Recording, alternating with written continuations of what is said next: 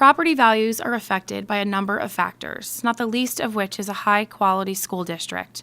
The school facilities reflects on a community's culture and values.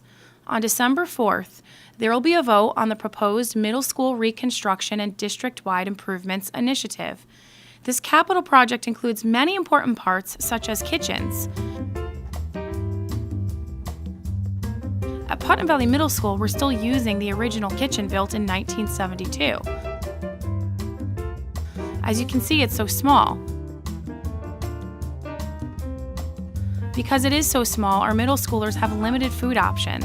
On occasion, we even cart food from over the high school to provide options that we can't prepare in the middle school kitchen.